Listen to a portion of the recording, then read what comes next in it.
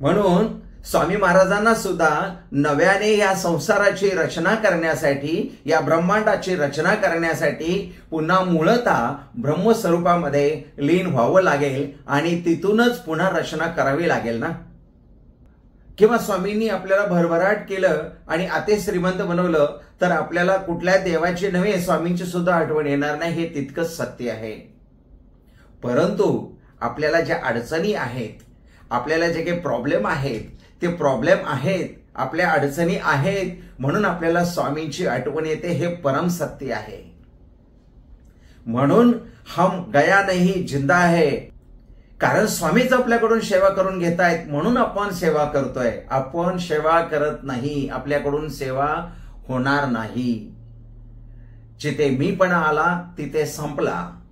म्हणून फक्त स्वामीच एकटे आहेत की भिवू नकोस, मी तुझ्या पाठीशी आहे. मी हा शब्द फक्त आणि फक्त स्वामीच वापरू शकतात. ते ब्रह्मांड नायक आहेत. आपण वापरून चालत नाही. आपण बोलूच शकत नाही मी केलं, मी केलं, मी केलं. मी किती दिवस असणार आहे? 60, 70, 80 वर्ष. त्याच्यानंतर पुढे मी नसणारच आहे.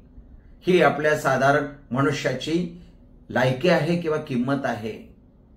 म्हणून आपण युनिव्हर्सल एनर्जीचा जो बादशाह आहे, युनिव्हर्सल एनर्जीचा जो सम्राट आहे, युनिव्हर्सल एनर्जीचा जो मालक आहे, युनिव्हर्सल एनर्जीचा जो नायक आहे, तेच ब्रह्मांड नायक श्री स्वामी समर्थ महाराज आहेत. त्यांच्याच चरणी आपण शरण गेलं पाहिजे. तेच आपल्याला शरणागती देतात आणि ते ब्रह्मांडाचे गुरु आहेत, म्हणजेच आपले सुद्धा गुरु आहेत. आपल्याला कुठं जायचं, कसं जायचं, कधी जायचं याचं सर्व योग्य पद्धतीने आपल्याला मार्गदर्शन करत असतात किंवा आपल्या आयुष्याचं ते नियोजन करून ठेवत असतात आणि त्याप्रमाणे आपल्या आयुष्यात घटना घडत असते.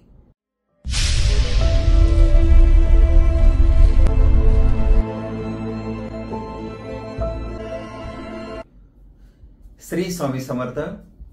गुरुर् ब्रह्मा गुरुर्विष्णू गुरुर्देवो महेश्वरा, गुरु साक्षात परब्रह्म तस्मै श्री गुरुवे नमः.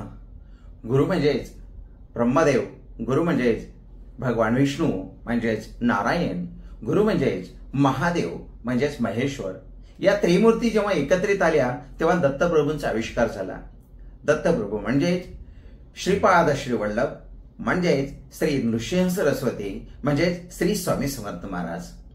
श्री स्वामी समर्थ महाराजांच्या चरणी त्रिवार वंदन. आज आपण एका महत्वाच्या विषयावरती बोलणार आहोत. तो विषय म्हणजे स्वामी महाराजांची पुण्यतिथी. चैत्र कृष्ण त्रयोदशी शके 1947 शनिवार दिनांक 26/2025 रोजी या वर्षीची स्वामी पुण्यतिथी आहे. स्वामी पुण्यतिथी म्हणजे स्वामींनी ज्या दिवशी देह ठेवला तो दिवस. स्वामींनी कधी देह ठेवला तर मंगळवार दिनांक 30 एप्रिल 1878 रोजी दुपारी 4 वाजता स्वामींनी आपला देह ठेवला आणि या पृथ्वीवरचा कार्यभाग संपवला. आता संपवलं म्हणता येईल का? तर अजिबात नाही. कारण स्वामींनी एक वाक्य जगाला दिलेलं आहे, ते आहे भिवू नकोस मी तुझ्या पाठीशी आहे. म्हणजे स्वामी कायमस्वरूपी सर्वांच्या पाठीमागे अगदी खंबीरपणे उभे आहेत याची प्रचिती सर्व स्वामी सेवकांना येतेच येते. आणि स्वतः स्वामींनी देह ठेवल्यानंतर बऱ्याच सेवेकऱ्यांच्या घरी स्वामी जेवणासाठी गेलेले आहेत अशी आख्यायिका आहे, असा उल्लेख आहे, असे त्या काळातल्या काही लोकांनी लिहून ठेवलेलं आहे. त्यामुळे आपल्याला बरेच पुरावे सापडतात. एवढंच नव्हे तर कित्येक सेवेकऱ्यांना फार विलक्षण अनुभव आलेले आहेत. जेव्हा स्वामी महाराजांनी देह ठेवला आणि डोळे मिटले त्यानंतर सुद्धा काही सेवेकऱ्यांना एक आवाज येऊ लागला. तो त्यांच्या कानापर्यंत आवाज येऊ लागला, हम गया नहीं जिंदा है, हम गया नहीं जिंदा है। हा आवाज प्रामुख्याने एक कानफाट्या नाथपंथी होता, त्याच्या कानावर असा आवाज पडू लागला। अर्थातच त्या कानफाट्या नाथपंथीची कहाणी एक वेगळी आहे, ती समजून घ्यावी, तो आजचा विषय नाही आहे।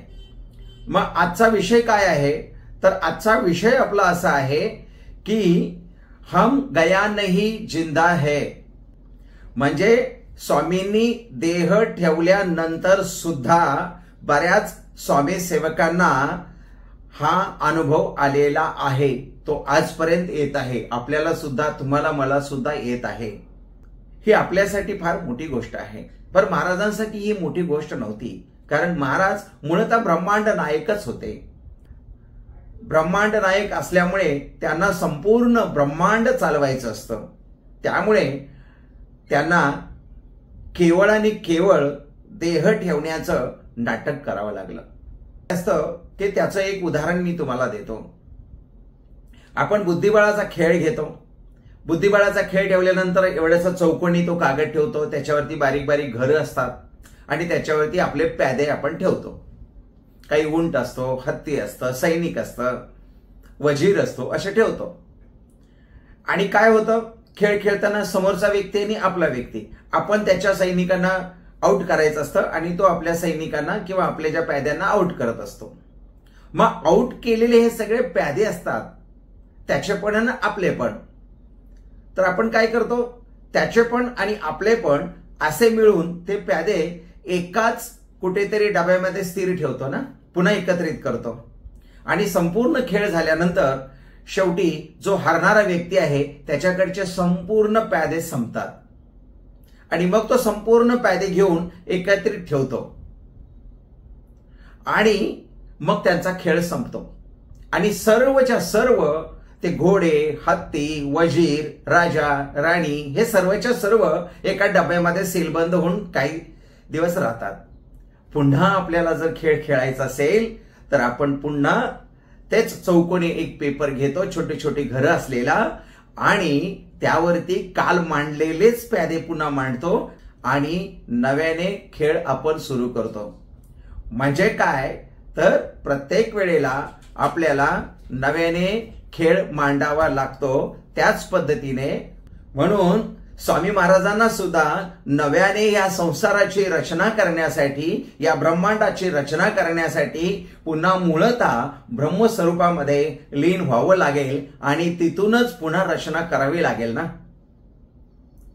परंतु स्वामी एक वेगळं दैवत आहे, ते नवसाला पावणारं तर आहेच आहे, परंतु स्वामी महाराज म्हणजे एक वेगळं दैवत आहे आणि ते गुरु रूपात आपल्याला लाभलेलं आहे। म्हणून आपण स्वतःला परम भाग्यवान समजून घेतलं पाहिजे। आपण नक्कीच मागच्या जन्मी स्वामींच्या जवळ असू, म्हणून आपल्याला सर्व स्वामी सेवकांना आपल्याला स्वामींच्या जवळ जाता येते। म्हणून स्वामींना सुख शांती आणि लाभच मागत राहिलं किंवा स्वामींनी आपल्याला भरभराट केलं आणि अति श्रीमंत बनवलं तर आपल्याला कुठल्या देवाची नव्हे स्वामींची सुद्धा आठवण येणार नाही, हे तितकंच सत्य आहे। परंतु आपल्याला ज्या अडचणी आहेत, आपल्याला जे काही प्रॉब्लेम आहेत, ते प्रॉब्लेम आहेत, आपल्या अडचणी आहेत, म्हणून आपल्याला स्वामींची आठवण येते, हे परम सत्य आहे। म्हणून हम गया नहीं जिंदा है हे वाक्य विश्वसनीय वाक्य आहे आणि या एका वाक्यावर आपण जगतो। आणि दुसरं जे वाक्य आहे, भिवू नकोस मी तुझ्या पाठीशी आहे, ही दोन वाक्य आपल्याला अतिशय बळ देणारी दोन वाक्य आहेत। अरे तू कशाला घाबरतोस, मी आहे ना पाठीशी, एक वाक्य बघा किती दिलासा देतं। आणि हम गया नहीं जिंदा है, अरे तुम्हाला वाटतंय माझा मृत्यू झालाय, पण मी गेलेलो नाहीये, मूळतः माझा मृत्यू झालेलाच नाहीये। मी आता सध्या बुद्धिबळाच्या पटलावर नाही, तर मी आता डब्यामध्ये स्थिरावलेलो आहे, ह्या ब्रह्मांडामध्ये स्थिरावलेलो आहे। जेव्हा पुन्हा कधी खेळ मांडायचा असेल त्यावेळेला मी डब्यातून पुन्हा येईन आणि बुद्धिबळाच्या पटलावरती मी पुन्हा उभा राहीन। स्वामी सेवक बंधू आणि भगिनीनो, स्वामी महाराज खरंच गेले नाही, तो आहेत स्वामी, विश्वास ठेवा. स्वामी आहेत म्हणून आपण आहोत. श्री स्वामी समर्थ, श्री स्वामी समर्थ, श्री स्वामी समर्थ शरणम मम, श्री स्वामी समर्थ शरणम मम असं आपण जेव्हा म्हणत राहू तेव्हा खरंच आपल्या समोर स्वामी उभे राहतात. स्वामी नाहीत गेले, आहेत स्वामी. हम गया नहीं, जिंदा है, स्वामी सांगतात हो. आपण फक्त त्यांच्या ब्रीद वचनांना जपलं पाहिजे. आपण त्यांच्या ब्रीद वचनांना जपून जर जगलं तर मात्र आपले आयुष्य स्वामीमय होते. श्री स्वामी सेवक बंधू आणि भगिनींनो, आपल्या आयुष्यात अशा काही घटना घडलेल्या आहेत आणि त्या घटनेतून आपण बाहेर पडलेलो आहोत. त्यामुळे आपल्याला स्वामी असल्याची जाणीव होते, खरंच होते. स्वामी म्हणजे इतर दैवतांसारखा नाही आहे. स्वामी हे आपले गुरु आहेत. त्यामुळे आपल्याला परफेक्ट मार्गदर्शन देतात आणि स्वामी आपल्याकडून इतर सेवा करून घेतात आणि त्या सेवेचं फळ आपल्याला 100% मिळतं.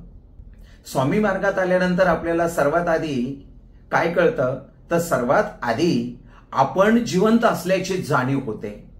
म्हणून आम्ही आमच्या ऑफिसमध्ये एक वाक्य लिहून ठेवलेले आहे, या आपण जगण्याची भीती घालवूया.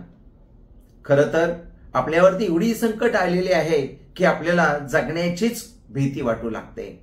अशा वेळेला स्वामी महाराजांचा फोटो दिसतो, स्वामी महाराजांचा मठ दिसतो किंवा आपला कोणी इष्ट मित्र किंवा नातेवाईक आपल्याला घेऊन स्वामींच्या मठामध्ये जातात आणि मग आपल्याला सर्व सेवा करायला मिळते आणि त्या सेवेचं फळ म्हणून की काय आपल्या पाठीमागची हळूहळू पीडा हटायला लागते. मूळतः आपल्या पाठीमागची पीडा हटायलाच वेळ लागतो म्हणून आपल्याला त्रास होतो. स्वामी सेवेत आल्यानंतर सुद्धा लगेच आपल्या मागची पीडा हटते असं नाही. पीडा हटवायलाच काही वर्ष लागतात आणि तेवढी वर्ष गेल्यानंतर मग आपल्याला दैविक आशीर्वाद मिळायला सुरुवात होतात. स्वामी फक्त गुरु आहेत, ते मार्ग दाखवतात. आपल्याला चालायचं मार्गावरून आपल्यालाच आहे. त्यामुळे आपण कसं चालावं, आपण कसं वागलं पाहिजे, आपण कशा प्रकारे कर्म केलं पाहिजे हे आपलं आपण ठरवायचं आहे. आपण अधिकाधिक स्वामी सेवेमध्ये असल्यानंतर याची आपल्याला माहिती मिळतच जाते. तर सर्व स्वामी सेवक बंधू आणि भगिनींनो, आपण सर्व स्वामी सेवकांनी मिळून जर पुण्यतिथी साजरी केली तर खूपच चांगलं. अन्यथा आपण घरच्या घरी सुद्धा पुण्यतिथी साजरी करू शकता. सोपं काम आहे, काही अवघड नाही. एक स्वामी चरित्र सारामृत पूर्ण त्या दिवशी वाचावे आणि त्या दिवशी स्वामी अर्पण करावं. आपण मठामध्ये गेल्यानंतर आपल्यासाठी सर्वच मागतो. एक दिवशी आपण निस्वार्थपणे स्वामींसाठी काहीतरी दिलं पाहिजे ना. आपण स्वामींना काय देऊ शकतो, आपली काय लायकी आहे. दिले तुम्ही सर्व मला, तुम्हा काय देऊ, काय वाक्य आहेत स्वामींची. नका अंत पाहू स्वामी, नका अंत पाहू. आपणच असं स्वामींना बोलत असतो आणि स्वामींनीच आपल्याला सर्व दिलेलं आहे. मग आपण त्यांना काय देऊ. आपल्या हातात आहे काय देण्यासारखं. आपल्या हातात आहे फक्त सेवा, ती सुद्धा मनोभावे. म्हणून स्वामी पुण्यतिथीच्या दिवशी आपण स्वामी चरित्र सारामृत एक संपूर्ण वाचावं. तास ते 1.5 तास लागतो तेवढं वाचावं आणि स्वामी चरणार्पणमस्तु असं म्हणावं. म्हणजे आपण केलेली स्वामींची सेवा स्वामींच्या चरणी अर्पण करायची. आपण फक्त मनात भाव ठेवायचा, बाकी स्वामी सर्व आपल्याकडून करून घेतील. आपल्याला वाटतंय आपण स्वामींची सेवा करतोय, पण तसंही अजिबात नाही. स्वामी आपल्याकडून त्या पद्धतीची सेवा करून घेत आहेत. स्वामी सेवक बंधू आणि भगिनींनो, मी थोडंसं हा व्हिडिओ बनवताना इमोशन लेवलला गेलेलो आहे, कारण हा व्हिडिओ स्वामी प्रकट दिनाचा नाही. हा व्हिडिओ स्वामी पुण्यतिथीचा आहे. जेव्हा स्वामी पुण्यतिथी म्हटल्यानंतर माझे डोळे पाणवतायत आणि मला तुमच्या समोर बोलताही नीट येत नाही, याचा अर्थ मी अंतःकरणातून भरून गेलेलो आहे. स्वामी त्या दिवशी गेले आणि स्वामींनी देह सोडल्याचा तो दिवस आहे, या अर्थानेच माझा जीव कासावीस होत आहे. तर प्रत्यक्ष रूपाने स्वामी असताना त्यावेळेला स्वामींनी डोळे मिटले असतील आणि अक्कलकोटमध्ये देह ठेवल्यानंतर अक्कलकोटच्या परिसरातल्या लोकांची काय अवस्था झाली असेल, फक्त आपण कल्पना करूया. टाहो फोडला असेल. अशा अनेक गोष्टी ऐकिवात आहेत की प्राणी सुद्धा त्या दिवशी रडत होते. त्यांची गंगा भागीरथी नावाची गाय टाहा फोडून हंबरटा फोडून रडत होती, हंबरत होती, ओरडत होती. तर असे कित्येक प्राणी आहेत. त्यापैकीच आपण सुद्धा मनुष्य प्राणी आहोत. त्यावेळेच्या मनुष्य प्राण्यांना सुद्धा किती यातना झाल्या असतील याचा अंदाज न केलेला बरा. म्हणून या दिवशी निस्वार्थपणे सेवा करावी. निस्वार्थपणे स्वामींना आवडणारे नैवेद्य पदार्थ बनवावेत. नैवेद्यामध्ये कांदा भजी असावेत, थोडीशी बासुंदी असावी, पुरणपोळीचा नैवेद्य असेल तर उत्तम, नसेल तरी काही प्रॉब्लेम नाही. स्वामी सगळंच स्वीकार करतात. स्वामींची षोडशोपचारे पूजा करावी. पूजा झाल्यानंतर फुले वाहिल्यानंतर एक पानाचा विडा स्वामींसमोर, कारण स्वामींना पान खायला फार आवडायचं. स्वामी सेवक बंधू आणि भगिनींनो, आपण जेव्हा मठात जातो तेव्हा मठात विविध प्रकारचे कार्यक्रम असतात. त्या कार्यक्रमामध्ये आपल्याला भाग घेता येतो. परंतु जेव्हा आपल्याला काही कारणास्तव मठामध्ये जाता येत नाही, तेव्हा मात्र आपली अडचण येते की आता मी घरी कशा प्रकारे साधना आणि उपासना करू. सोप्या सोप्या गोष्टी आहेत, काही घाबरायचं कारण नाही किंवा गोंधळून जायचं सुद्धा कारण नाही. आपल्या घरी जर मूर्ती असेल तर त्या मूर्तीचा अभिषेक करावा. तो कसा करावा? अगदी सोपी पद्धत आहे. जर समजा एखाद्याला रुद्र पठण करता येत असेल तर रुद्र पठण करावं आणि इकडून मूर्तीवरती पाणी घालावं आणि पाणी घालून पुसून मग अष्टगंध वगैरे सर्व काही अलंकार असतील त्या मूर्तीला सजवून पुन्हा नैवेद्य दाखवून षोडशोपचारी पूजा करून मूर्तीसमोर बसून म्हणजेच महाराजांसमोर बसून आपण स्वामी चरित्र सारामृताचा एक पाठ करावा. अगदी सोपं गणित आहे. रुद्र जर आपल्याला म्हणता आलं नाही तरी हरकत नाही. फक्त स्वामींना पाण्याने आंघोळ घाला, श्री स्वामी समर्थ शरणम मम, श्री स्वामी समर्थ शरणम मम, असं सोपं काम आहे. असं म्हणत म्हणत आंघोळ घाला आणि अष्टगंध वगैरे अलंकार घालून ठेवा आणि नैवेद्य दाखवून स्वामींसमोर बसून आपण हे स्वामी चरित्र सारामृताचा पाठ करावा. आणि आजची झालेली सेवा स्वामी मी तुमच्या चरणी अर्पण करतो असं म्हणावं. आणि श्री स्वामी समर्थ, श्री स्वामी समर्थ, श्री स्वामी समर्थ हा मंत्र शक्य असल्यास 11 माळी, 51 माळी, 108 माळी अशा प्रकारे तो मंत्र जपावा. त्याचं फळ द्विगुणित नव्हे तर आपल्याला 100 पटीने आपल्याला त्याचं फळ मिळतं आणि स्वामी आपल्याबरोबर नेहमी राहतात. हम गया नहीं जिंदा है हे वाक्य इथे सिद्ध होतं. आणि भिवू नकोस मी तुझ्या पाठीशी आहे हे सुद्धा वाक्य इथे सिद्ध होतं. या दिवशी आपल्याला अन्नदान करता आलं तर आपण काही लोकांना अन्नदान जरूर करावं. अन्नदान केलेलं सुद्धा स्वामींना फार आवडतं. कोणी अडचणीत असेल तर त्याला अडचणीतून काढण्याचा प्रयत्न करावा. एखादा गरीबाचा मुलगा शाळा शिकत असेल, त्याला भरायला फीज नसेल तर ती फीज देण्याचा प्रयत्न करावा. वस्त्रदान करावं. या दिवशी केलेलं वस्त्रदान हे स्वामींच्या अकाउंटला जाणारं पुण्य आहे. त्यामुळे आपण जर स्वामींच्या अकाउंटला आपलं पुण्य जमा केलं तर स्वामी आपल्याला 1000 पटीने त्यामध्ये पुण्य जमा करून आपल्या पुढच्या आयुष्यामध्ये आपल्याला सुख, शांती आणि समाधान लाभण्यासाठी ते आपल्याला पुण्य उपयोगी पडतं. म्हणून श्री स्वामी सेवक बंधू आणि भगिनीनो, अशा पद्धतीने आत्म्याने आत्मा जाणावा जर असं जर आपण वागलो तर मात्र 100% त्याचं फळ आपल्याला मिळतं आणि स्वामी आपल्याकडून करून घेतीलच अशी मला 100% खात्री आहे. कारण स्वामीच आपल्याकडून सेवा करून घेतायत म्हणून आपण सेवा करतोय. आपण सेवा करत नाही, आपल्याकडून सेवा होणार नाही. जिथे मीपणा आला तिथे संपला. म्हणून फक्त स्वामीच एकटे आहेत की भिवू नकोस, मी तुझ्या पाठीशी आहे. मी हा शब्द फक्त आणि फक्त स्वामीच वापरू शकतात. ते ब्रह्मांड नायक आहेत. आपण वापरून चालत नाही. आपण बोलूच शकत नाही मी केलं, मी केलं, मी केलं. मी किती दिवस असणार आहे? 60, 70, 80 वर्ष. त्याच्यानंतर पुढे मी नसणारच आहे. ही आपल्या साधारण मनुष्याची लायकी आहे किंवा किंमत आहे. म्हणून आपण युनिव्हर्सल एनर्जीचा जो बादशाह आहे, युनिव्हर्सल एनर्जीचा जो सम्राट आहे, युनिव्हर्सल एनर्जीचा जो मालक आहे, युनिव्हर्सल एनर्जीचा जो नायक आहे, तेच ब्रह्मांड नायक श्री स्वामी समर्थ महाराज आहेत.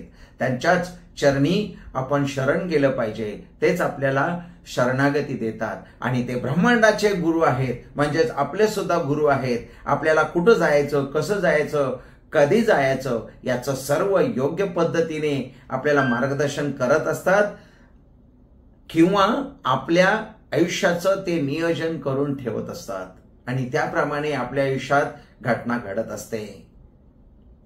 आज थोडंसं इमोशन लेवलला मी बोललो आहे, त्याबद्दल क्षमा असावी.